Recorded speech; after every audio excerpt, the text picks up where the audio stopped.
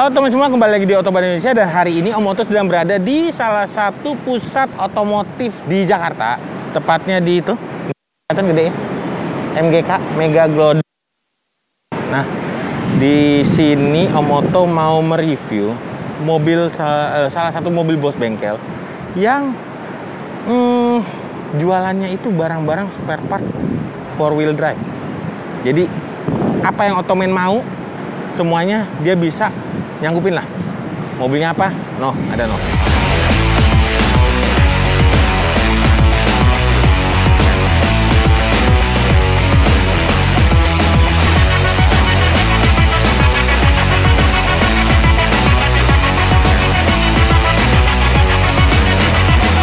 Nah, Tomen, sekarang kita sudah bersama Ko Erik yang punya mobil ini. Halo Ko, apa kabar? Baik-baik. Nah, Ko, tadi kan gue lihat di bawah nih.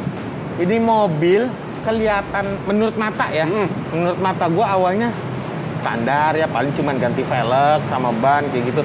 Ternyata pas gue ngelonggok ke bawah, itu ada modifikasi. Jadi kayaknya menurut gue nih modifikasi banyak. Terus gue muter ke belakang, knalpotnya juga diganti. Betul. Boleh jelasin nggak modifikasi awalnya boleh. itu dari bagian sektor kaki-kaki kok?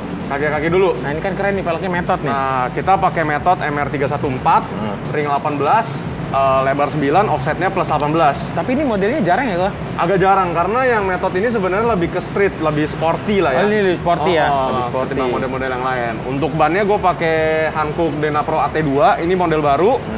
Ini juga masih jarang. Masih jarang 275, 65, 18. Nah, 275, 65, 18 jatuhnya ban 32. Ban 32. Ban 3, ukurannya 32 ya. Jadi kalau ini kita size paling enak. Jadi mobil lift kit sama nggak lift kit cocok, pas. Cocok apa? Iya. Nah, knalpot nih. Tadi gue lihat ada di belakang itu knalpotnya diganti. Itu pakai apa? Knalpot pakai HKS, front pipe-nya gua custom 3 in. Jadi hitungannya udah buang katalitik, hitungannya udah free flow. Free flow. Nah, nih. Iya.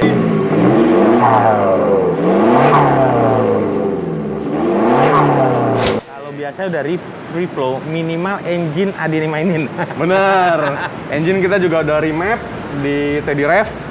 Kalau untuk yang ngebantu dia cuman sprint filter replacement sama knalpot doang sih kalau mesin. Horsepower? Horsepower 250, torsi 600. 250 torsi 600, standarnya 144, naik Betul. sekitar Itu hampir 100 loh. dibikin busnya 1,8 sama Kotedi. 1,8? Yes. Turbo standar? Turbo standar. Oh, biasa kan kalau anak-anak sekarang diganti sama turbo hybrid ya, Ko? Iya, hybrid turbo atau enggak pakai yang 1 KD, tapi rata-rata sih minimal sekarang turbonya diganti billetnya doang ke hybrid. Doang. Iya. Oh, buat naikin performanya itu lah ya. Betul, biar busnya bisa lebih tinggi. Nah, ini Otomen nih, kita juga mau nanya nih. Dengan horsepower yang hampir naik 2 kali lipat, torsinya, iya gila aja sih 600 ya. 600, torsinya 600. Ini pengereman gimana kok? Pengereman juga kita udah upgrade.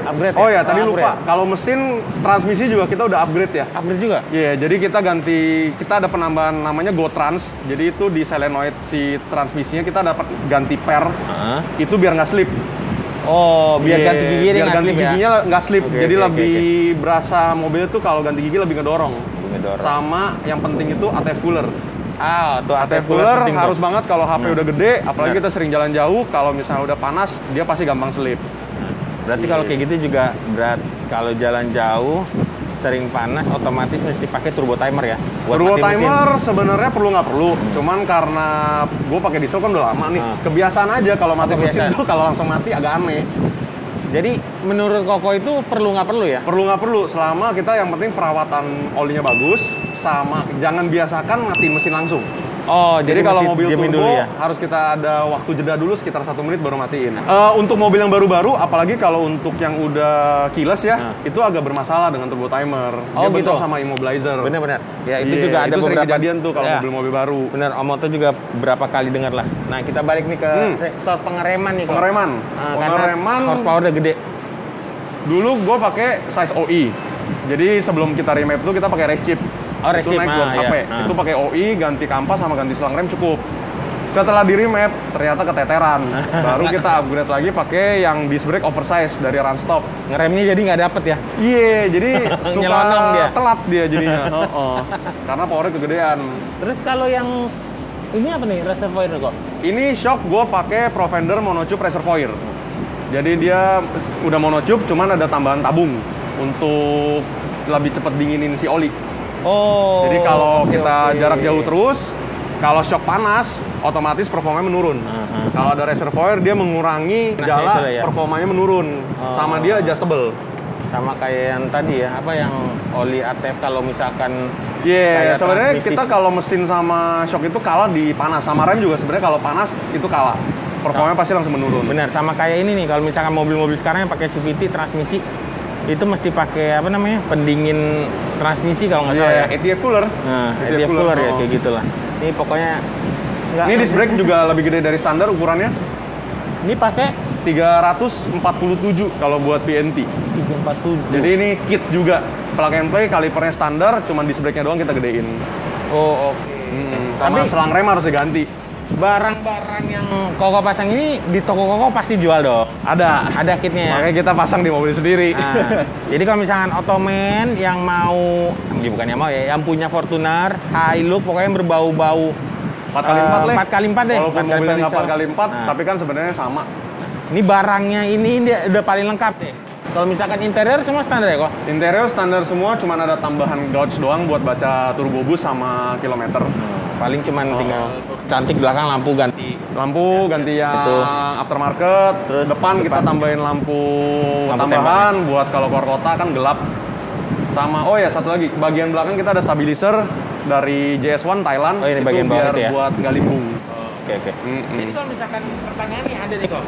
Berapa kali tanya, kalau mobil Fortuner atau yang diesel-diesel seperti ini kan dia identik dengan tinggi. Mm-mm. Apalagi terkadang kalau mereka pengen tinggiin itu dia body lifting. Betul, Nah, ada berapa banyak kan dia pakainya itu, ada beberapa orang diganjel nih. betul. Ngomongnya gejala limbung. Nah, Betul. kalau buat nggak limbung gimana kok? Apakah ada kitnya atau segala Kalau macam gitu? kita lift kit, kita harus yang proper. Proper itu dalam artian kita ganti per yang lebih tinggi sama shock yang lebih panjang. Jadi ini shock ini sebenarnya lift, depannya coilover. Cuman karena gue mau posturnya nggak kayak standar, jadi gue nggak lift, pernya gue pakai standar. Oh gitu. Jadi ada Kalau yang tukar lah proper, lu ganti per sama shock, itu nggak bakal limbung. Soalnya dia punya frekuensi spring rate sama frekuensi shocknya bakal match. ya.